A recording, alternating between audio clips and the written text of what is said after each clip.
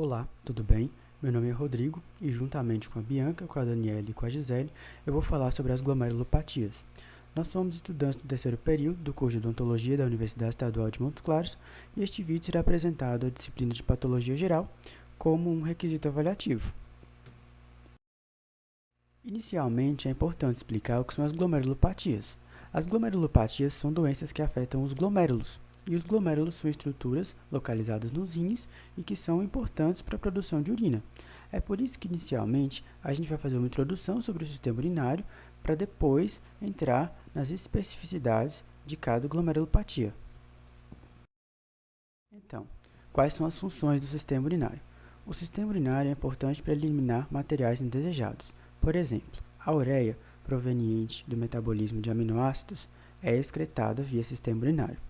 A bilirrubina, proveniente da degradação de hemoglobina, também é excretada via sistema urinário.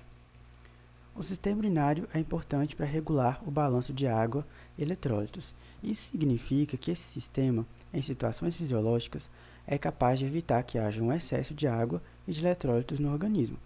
E como o sistema urinário faz isso? Ele é capaz de ajustar o consumo e a excreção de substâncias. O sistema urinário também é importante para regular a pressão arterial, tanto a longo prazo quanto a curto prazo. A longo prazo, ele faz isso através da excreção de água e de sódio. A curto prazo, ele faz isso através da secreção de substâncias e de hormônios vasoativos. O sistema urinário também está relacionado com a regulação do balanço ácido-básico.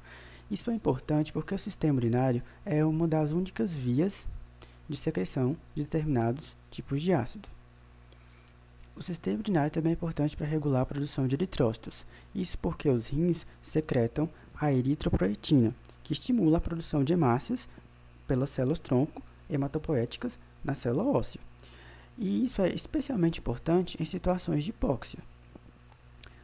O sistema urinário também é importante na regulação da produção de vitamina D.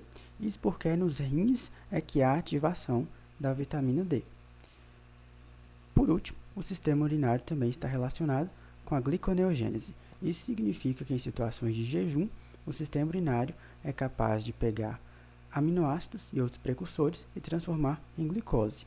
É acreditado até que em situações de jejum prolongado, a capacidade dos rins de fornecerem glicose para o sangue é equivalente à do fígado.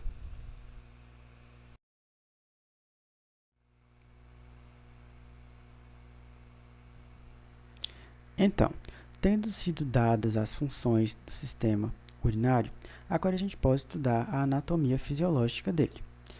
Nesta imagem, a gente consegue identificar um rim, que é um dos componentes do sistema urinário. Além do rim, o sistema urinário é composto pelos uretérios e pela bexiga, embora a bexiga não tenha aparecido nessa imagem, mesmo porque o enfoque que a gente vai dar neste trabalho é ao rim.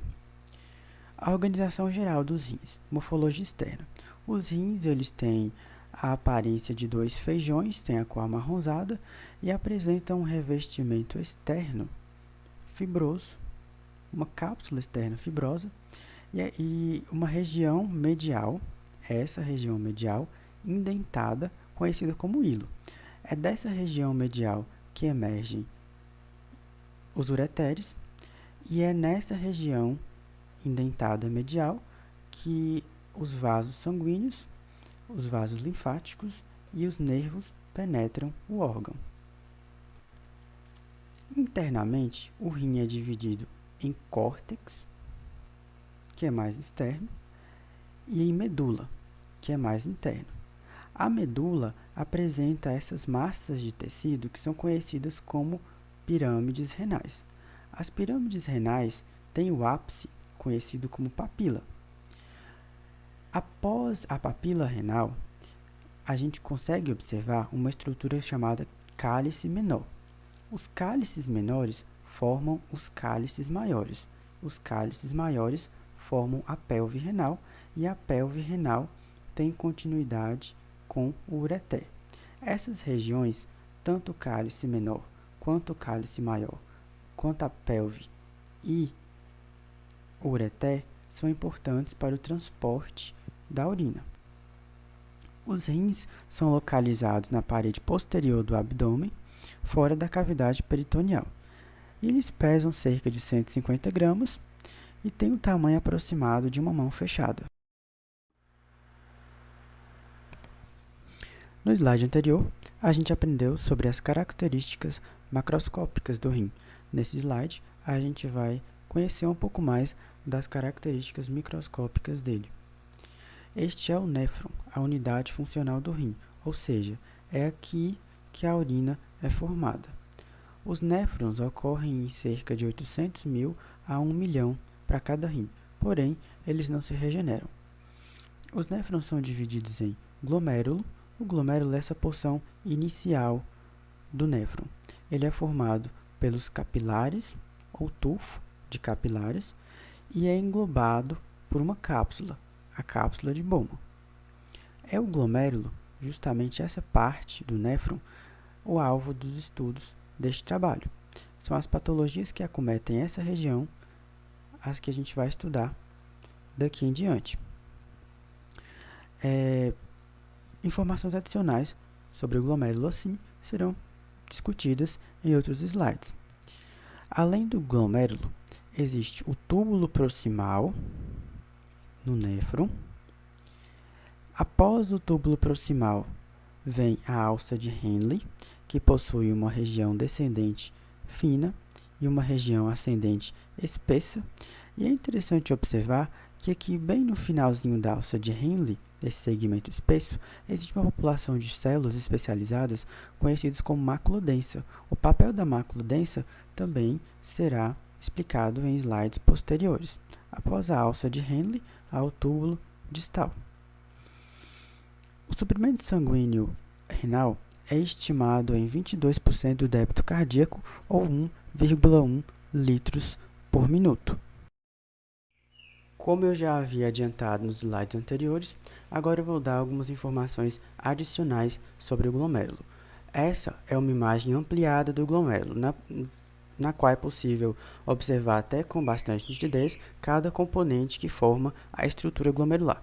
À medida que esse slide progredir, eu vou falar melhor, vocês vão conhecer melhor cada uma dessas estruturas que compõem o glomérulo.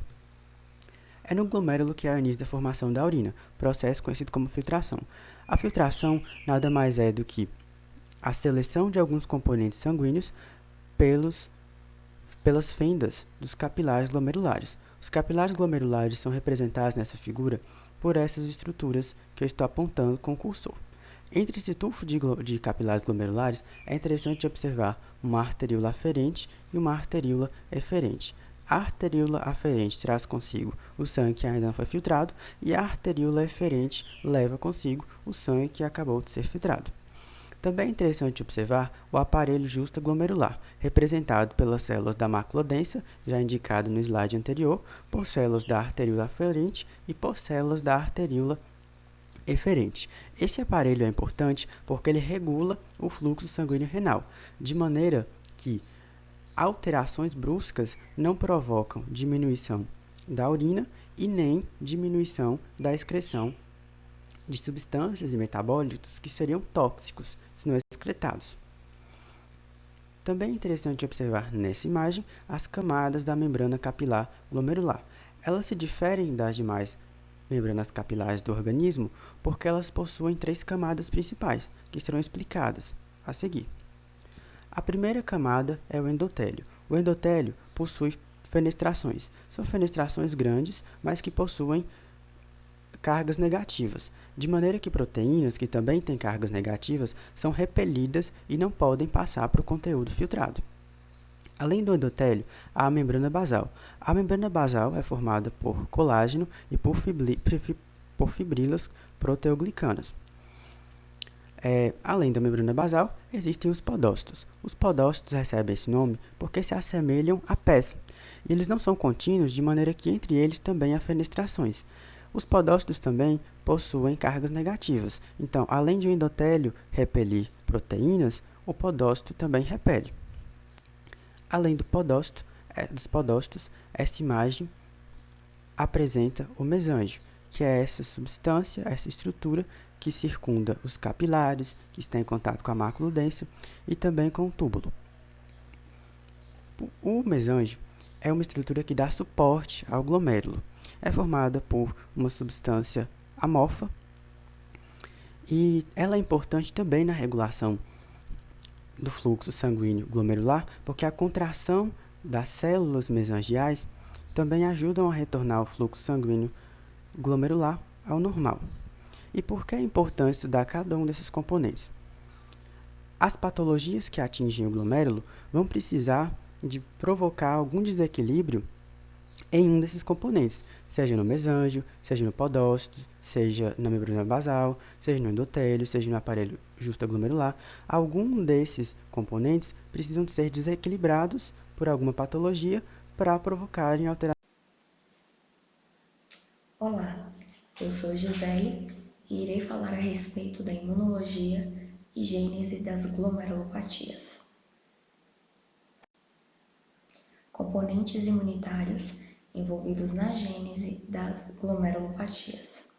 Nesse caso, as glomerulonefrites resultam do aprisionamento de imunocomplexos circulantes solúveis nos glomérulos. Esses imunocomplexos seriam um complexo imune de antígeno-anticorpos. Os antígenos dos imunocomplexos podem ser exógenos, por exemplo, glomerulonefrite pós-estreptocócica, ou endógenos, como a nefrite lúpica. Não irei entrar em detalhes agora, porque esses assuntos serão abordados posteriormente no trabalho. Vale ressaltar que a simples deposição do imunocomplexo parece alterar o filtro glomerular, permitindo a passagem de macromoléculas, especialmente a albumina. Tem também as glomerulonefrites por imunocomplexos formados in situ. Eles podem ser constituídos por antígenos intrínsecos, ou seja, de componentes do glomérulo, especialmente da membrana basal, ou por antígenos incorporados, plantados nos glomérulos provenientes da circulação.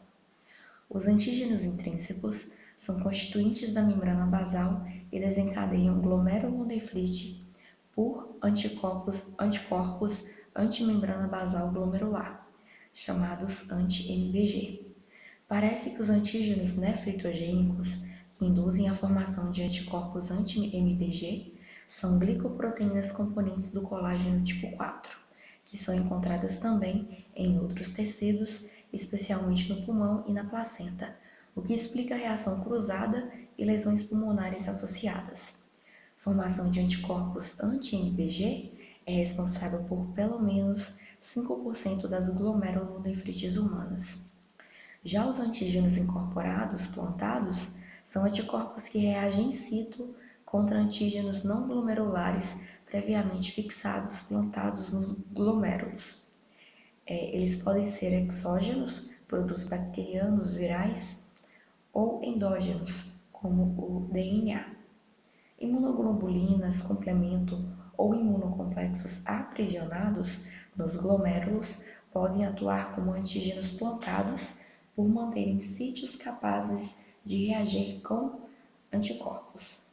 Tem também outros mecanismos onde pode haver também lesão direta das estruturas glomerulares por anticorpos contra antígenos celulares, os chamados anticorpos citotóxicos.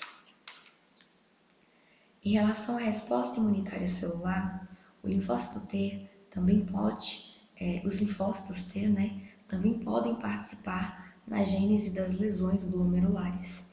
Esse mecanismo parece atuar em glomerulonefrites sem ou com escassos imunodepósitos. Em algumas glomerulonefrites, é frequente o encontro de linfócito T e macrófagos ativados. Uma possibilidade é que o processo seja iniciado por imunocomplexos e depois mantido ou agravado pela resposta celular. Os autoanticorpos anticitoplasma de neutrófilos, ANCA, mostram especificidade para proteínas do citoplasma de neutrófilos e macrófagos, cuja ativação determina a aderência e necrose de células endoteliais pela liberação de radicais livres de oxigênio. O ZANCA tem relevância na glomerulonefrite rapidamente progressiva idiopática e em lesões glomerulares que acompanham certas vasculites. Tem também a ativação do complemento pela via alternada. Bem, em muitas doenças glomerulares ocorre a ativação do complemento pela via alternada, sendo o principal mecanismo de lesão glomerular, até mesmo na ausência de depósitos de imunocomplexos. Por ativação do sistema complemento, há a liberação de mediadores químicos da inflamação, que, entre outras ações, aumentam a permeabilidade vascular e favorecem mais deposição de imunocomplexos, exercem quimiotaxia, o C5A leucotoxinas e favorecem a migração de neutrófilos, cujas proteases, as enzimas lisossômicas, lesam as estruturas glomerulares. As células glomerulares agredidas, especialmente as mesangiais, podem liberar algumas substâncias, como radicais livres de oxigênio, metabólitos do ácido araquidônico, que determinam a reação inflamatória. Agora irei falar sobre as glomerulopatias hereditárias. Bem, tem a síndrome de Alport, que é uma síndrome de natureza, é uma doença, de natureza hereditária, causada por anormalidades na molécula do colágeno 4. Manifesta-se por hematuria, surdez, lesões oculares múltiplas, como catarata, deslocamento do cristalino, distrofia corneana, anormalidades maculares e lesões renais progressivas. Sua transmissão mais comum é ligada ao cromossomo X e, quando transmitida por herança autossômica recessiva ou dominante, ambos os gêneros podem exibir a síndrome completa. Os homens, eles têm a síndrome completa, mas precoce e grave, enquanto as mulheres são portadoras. A doença fica restrita à hematúria. Temos os aspectos clínicos, o prognóstico, onde os sintomas aparecem na primeira ou na segunda década da vida, como hematúria macro ou microscópica e cilindros hemáticos. Vale ressaltar que há proteinúria variável, raramente com síndrome nefrótica. Nos casos avançados, surge hipertensão arterial e, em homens, a evolução para insuficiência renal ocorre entre 20 e 50 anos. As mulheres apresentam evolução mais benigna. A surdez está presente em 40 a 60% dos casos e pode ser muito discreta. Alguns pacientes têm acometimento renal sem surdez e vice-versa. E, em geral, os defeitos oculares estão associados a maior incidência de surdez e nefrite. Em relação à doença da membrana basal delgada, ela é conhecida como hematúria familiar benigna. Trata-se de uma doença hereditária familiar relativamente comum, por transmissão autossômica dominante. Clinicamente, a doença manifesta-se com hematúria assintomática, proteinúria discreta, função renal preservada. Olá, meu nome é Daniele e agora irei falar sobre as glomerulopatias primárias. As glomerulopatias primárias caracterizam por lesões específicas nos glomérulos, não comprometendo outras estruturas. As alterações glomerulares representam o sítio principal ou único de lesão, sendo eventual comprometimento de outras estruturas renais ou de outros órgãos. As glomerulopatias morfologicamente podem ser difusas, quando há lesão da maioria dos glomérulos, ou focais, quando acomete menos de 50%. Segmentares, com comprometimento de parte do tufo, ou globais, quando todo o tufo é atingido. A glomerulonefrite proliferativa aguda, ou também conhecida como glomerulonefrite pós-estreptocócica ou pós-infecciosa. Caracteriza-se por um processo inflamatório de origem imunológica. O comprometimento dos glomérulos é global e difuso. Trata-se de uma glomerulonefrite por imunocomplexos, em que esse imunocomplexo é formado de imunoglobulina ligada ao antígeno, mais frequentemente associada à infecção pelo Streptococcus beta-hemolítico. Na imagem pode-se observar o aumento proliferativo desses imunocomplexos, caracterizado pela hipercelularidade glomerular, por proliferação celular e exudação de neutrófilos. Isso se dá devido à infecção que vai ocasionar nesses exudados de neutrófilos. Morfologicamente, vai ter um aumento de proliferação de células endoteliais e mesangiais. Nota-se também nessa imagem a proliferação de células endoteliais, mesangiais e depósitos subepiteliais de imunocomplexos, que está representado por esses RUMPs. O acúmulo de polimorfonucleares neutrófilos na luz capilar. Na maioria dos casos de glomerulonefrite difusa aguda, ela é secundária a infecções das vias respiratórias superiores ou da pele. A síndrome nefrítica aguda caracteriza por oligúria, hematúria, proteinúria, edema e hipertensão arterial. Glomerulonefrite rapidamente progressiva ou glomerulonefrite crescêntica. Caracteriza-se pela presença de crescentes, que seriam os monócitos e macrófagos, e por proliferação de epitélio parietal. A glomerulonefrite rapidamente progressiva manifesta clinicamente por síndrome nefrítica de instalação rápida, com perda progressiva de função renal e insuficiência renal grave. A natureza das crescentes muda com a evolução da doença. De início, predominam células no espaço de Bowman, originando as crescentes celulares. Ocorre em seguida acúmulo de fibroblastos e depósito de colágeno, formando crescentes fibrocelulares.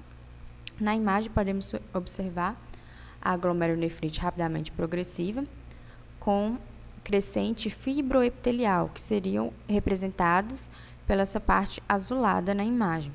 Ocorre também a oclusão do espaço de Bowman, com compressão, isquemia e fibrose glomerular. Novamente aqui nessa imagem, exemplificando mais uma vez, tem a proliferação de células epiteliais capsulares, macrófagos e fibroblasto em meio à fibrina, formando os crescentes. Há uma ruptura focal da parede capilar. Ao final da glomerulonefrite, há uma redução gradual do número de células e aumento do colágeno, resultando em crescentes fibróticas. A glomerulonefrite rapidamente progressiva caracteriza-se por rápida e grave insuficiência renal, com oligúria ou anúria, ureia ou creatinina elevadas precocemente, hipertensão arterial e edema periférico. Glomerulonefrite por IgA.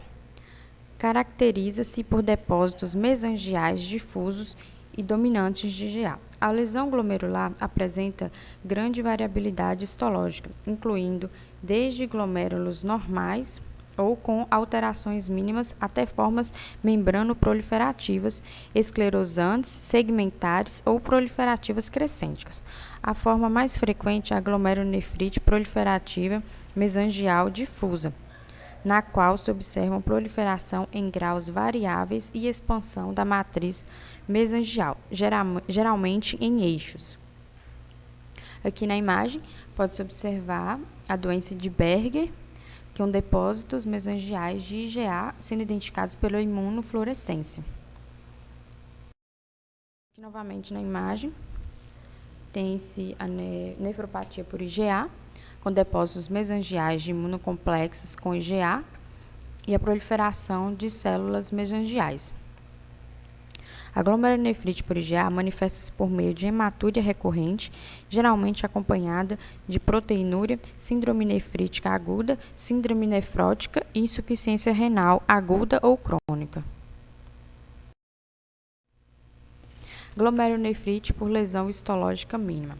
Caracteriza-se por aspecto normal dos glomérulos e apagamento dos pedicelos podocitários. Esses pedicelos podocitários são essas elevações que podem ser notadas na imagem. Ele vai restringir a passagem de proteínas do sangue para a urina. A glomerulonefrite com lesão histológica mínima manifesta-se por síndrome nefrótica pura com proteinúria seletiva, perda de proteínas de baixo peso molecular, como a albumina. Então, nessa manifestação vai ocorrer perda de proteína específica, como a albumina. E a função renal, ela continua preservada.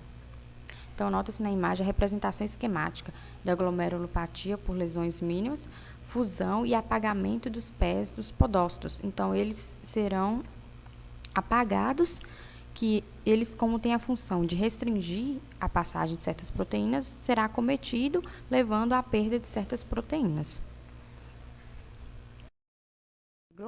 Glomerulosclerose focal e segmentar. Caracteriza-se por comprometimento parcial, segmentar, de alguns glomérulos. Na fase inicial da doença, porém, o comprometimento torna-se global e difuso. A lesão causa obstrução da luz capilar e pode formar aderências capilares. Então, pode-se observar aqui na imagem o esquema sobre a glomerulosclerose segmentar e focal, a área de esclerose segmentar com alças capilares em colapso e aderidas à cápsula de Bowman. A lesão causou obstrução da luz capilar, A glomerulosclerose focal e segmentar manifesta-se com proteinúria não seletiva, hematúria e hipertensão arterial. A glomerulonefrite membranosa, com projeções globais e difusas da membrana, formando espículas, onde estão indicadas pelas setas. Na imunofluorescência tem os seus depósitos granulares globais e difusos de IgG sobre alças capilares glomerulares. A glomerulonefrite membranosa apresenta proteinúria não seletiva, pode haver hipertensão arterial e discreta hematúria. Na fase inicial também da glomerulonefrite membranosa, ocorre uma redução da luz capilar com esclerose mesangial e fibrose glomerular. A ureia e a creatinina séricas são normais durante longo período, podendo sofrer elevações com o avanço da doença. A glomerulonefrite membranoproliferativa ou mesangiocapilar. Caracteriza-se por espessamento de alças capilares, que seriam membranas, e aumento da celularidade do tufo, tornando-se proliferativa, conferindo aos tufos um aspecto lobulado que se acentua com a evolução da doença. Então, na imagem pode-se notar, o aumento da celularidade com esse aspecto mais lobulado.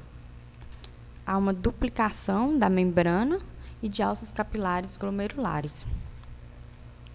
As alças capilares mostram-se irregular e difusamente espessadas. Associa-se interposição do mesângio ou de depósitos de imunocomplexos entre o endotélio e a membrana basal, formando uma nova membrana basal junto ao epitélio. Pode-se observar nessa imagem os depósitos subepiteliais de imunocomplexos, interposição de célula mesangial, que é representada por CM, entre célula endotelial e a membrana basal glomerular, responsável pelo aspecto de duplo contorno. Notar ainda aumento da matriz mesangial e proliferação das células mesangiais. A glomerulonefrite membranoproliferativa ou mesangiocapilar apresenta hematúria e hipertensão arterial. Olá, meu nome é Bianca Oliveira e eu darei continuidade falando sobre as glomerulopatias secundárias. Bem, o seu conceito é que elas representam um grupo amplo de enfermidades renais em que os danos nos glomérulos são originados em um contexto de enfermidades sistêmicas. Sendo assim, condições sistêmicas que podem afetar os rins, como o diabetes mellitus, o lúpus eritematoso sistêmico, a amiloidose, a nefropatia da drenopanocitose, a crigobulinemia, a granulomatose de Wegener, a púrpura de Raynaud, poliargite microscópica e a artrite reumatoide.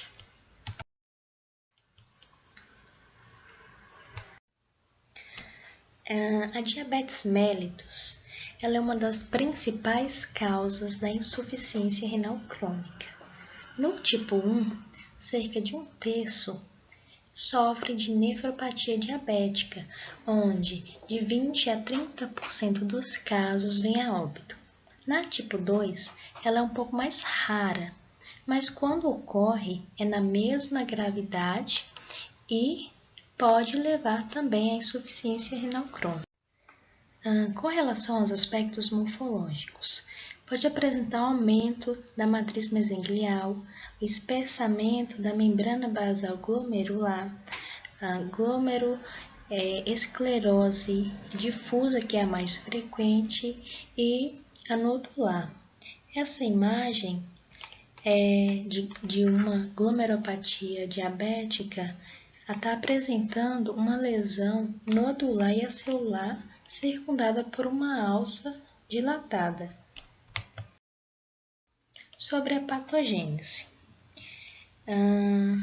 É bastante complexa e não totalmente esclarecida, mas fatores genéticos, hemodinâmicos e metabólicos, juntamente com a hiperglicemia e a deficiência de insulina, sugere-se que são fatores que podem estar sendo responsáveis pela doença. Com relação à hiperglicemia, vai haver um aumento do colágeno e da fibronectina e uma diminuição dos proteoglicanos. Essa interferência na associação dessas moléculas vai ocorrer em função da glicolização não enzimática. Sobre os aspectos clínicos e prognósticos. A hiperfiltração glomerular, onde vai ser caracterizada por um aumento da depuração de creatinina. Pode ocorrer também a microproteinúria de 30 a 300 mg dia, proteinúria não nefrótica, síndrome nefrótica e insuficiência renal crônica.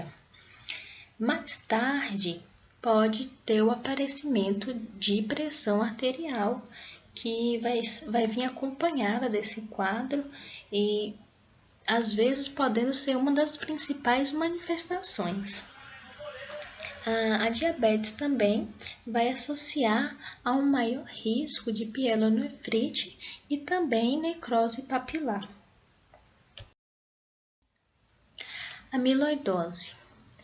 São um grupo de proteínas amiloide de cadeia leve, ou seja, vai haver um acúmulo dessas proteínas, frequente na forma secundária, no caso de 70% dos casos, ocorrendo raramente na forma restrita aos rins. Com relação a aspectos morfológicos, vai haver um aumento de seu volume, em função desse acúmulo de proteína amiloide. A forma então nódulos do mesenglânio constituídos por material eosinófilo.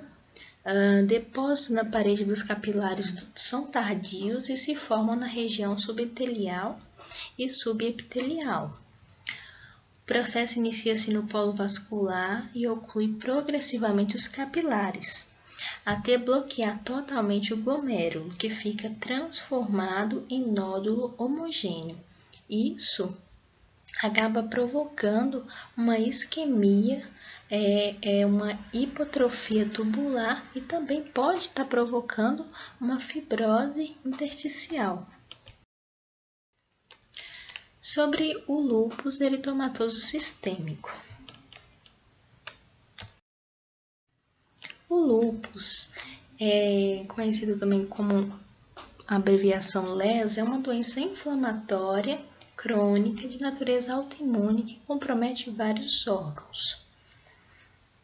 A nefrite lúpica, ela é frequente, que ocorrendo em cerca de 50% dos pacientes com a doença.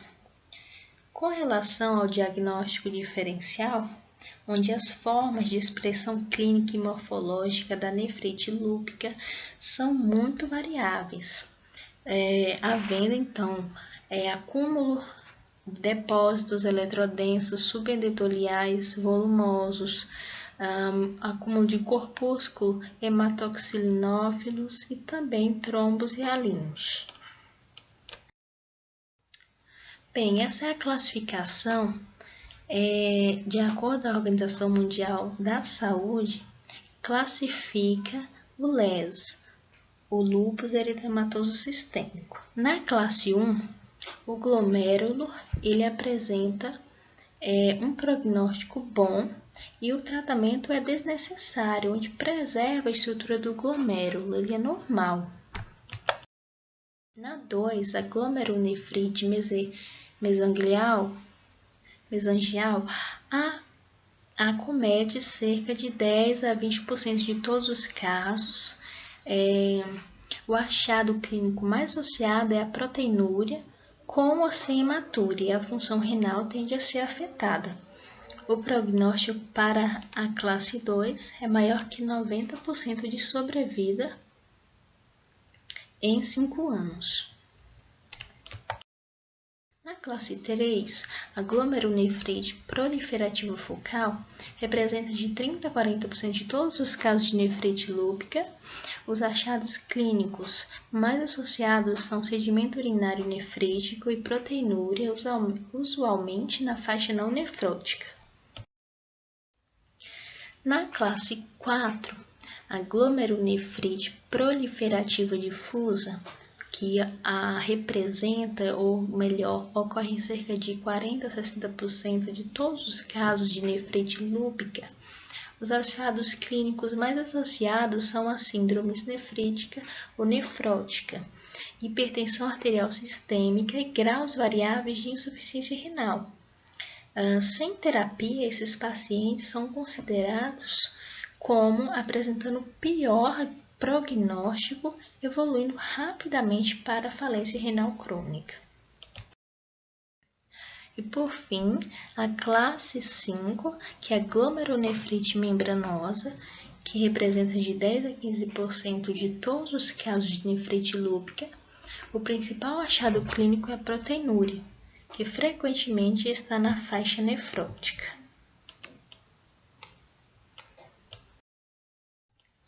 Esse é um resumo das classificações que foram ditas anteriormente do lúpus. Aqui pode ser mostrado a evolução de cada uma da classe 1, classe 2, classe 3, classe 4 e classe 5. Púrpura de Renoche também é conhecida como anafilactoide. Púrpura porque varia de uma coloração vermelho a azulada. Acomete principalmente a pele das faces extensoras, nos membros das nádegas, pode ocorrer dor abdominal, vômitos, hemorragias intestinais, dores articulares não migratórias, distúrbios renais. E tudo isso que foi citado pode não ser presente na totalidade dos casos, varia bastante. É mais comum em crianças, mas quando ocorre em adulto, que é um pouco mais raro, o quadro renal é muito grave. Com relação aos aspectos morfológicos,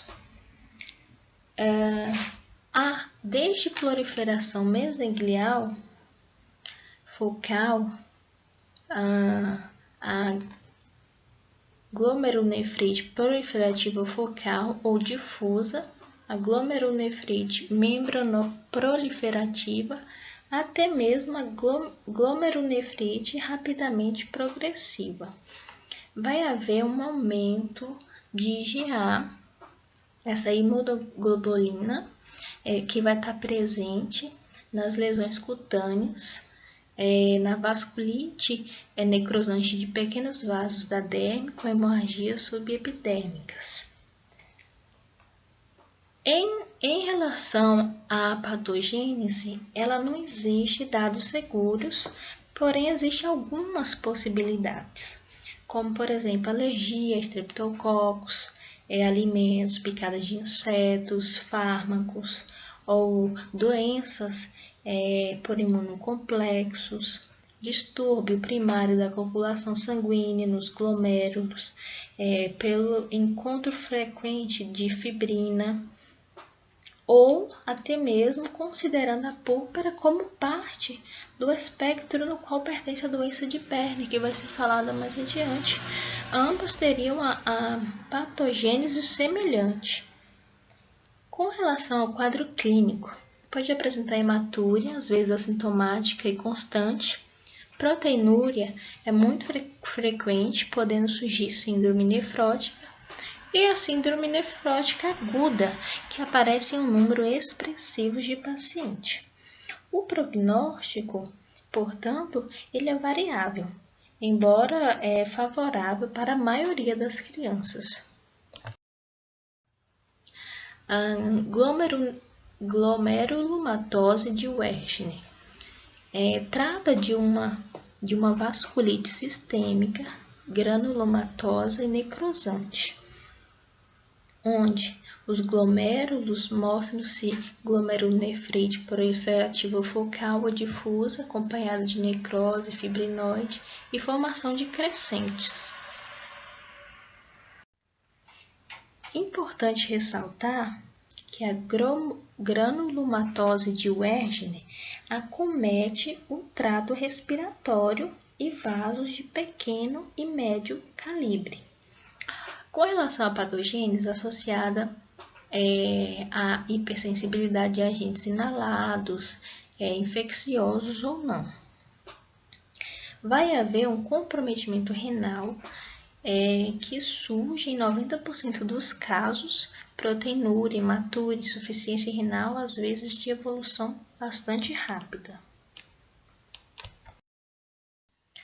Sobre a poliangite microscópica.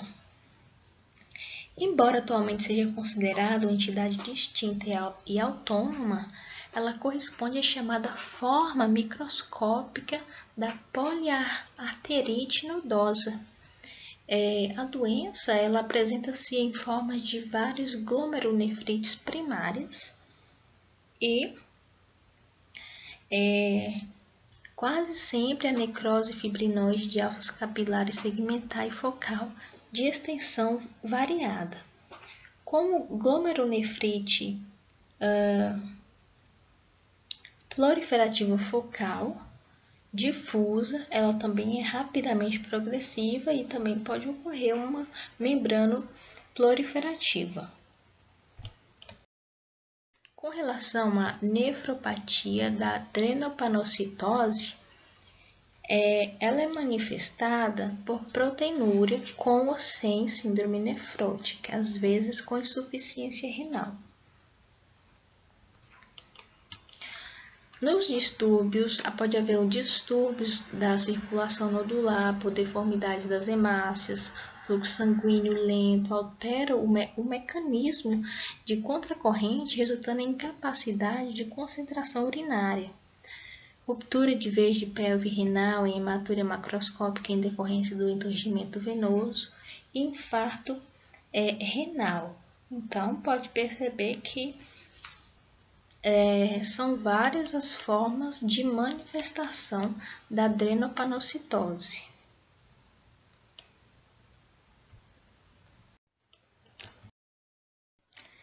crioglobulinemia. São proteínas séricas solúveis a 37 graus que se precipitam sob baixa temperatura, quando há variação do pH ou na sua concentração. O que acontece? Na globulinemia, ao precipitar essas proteínas, forma agregados que promovem reação inflamatória nas paredes dos vasos. A mista é uma síndrome rara. Ela é constituída por púrpura, altralgia, fraqueza e eventuais lesões glomerulares. A secundária ela está mais associada ao vírus da hepatite C. O acúmulo ali de complexos de IgG e IgM, tendo a IgM atividade reumatoide. Na doença, surge também glomerulonefrite proliferativa difusa, em geral membrana proliferativa ou focal, trombos de crioglobulinas, depósitos de IgG e IgM, C3 e C4 lá do sistema complemento, na parede dos capilares e depósitos eletrodensos subepiteliais. Por fim, sobre a artrite reumatoide. Ela é uma doença inflamatória autoimune que compromete a articulação, mas claro, ela também pode apresentar manifestações extra-articulares. E são várias as formas de comprometimento renal. Amiloidose, com parte da amiloidose secundária, com envolvimento dos glomérulos nas paredes arteriais e arteríolas. A glomerulonefrite de morfologia variada, sendo a glomerulonefrite membranosa a mais comum. Lesões associadas ao uso de analgésicos, nefrite intersticial crônica e necrose papilar. E complicações da terapêutica pelo ouro, que é a glomerulonefrite, essencialmente a glomerulonefrite membranosa, lesões tubulares. Essas foram as referências que utilizamos para o nosso trabalho. Obrigada pela atenção.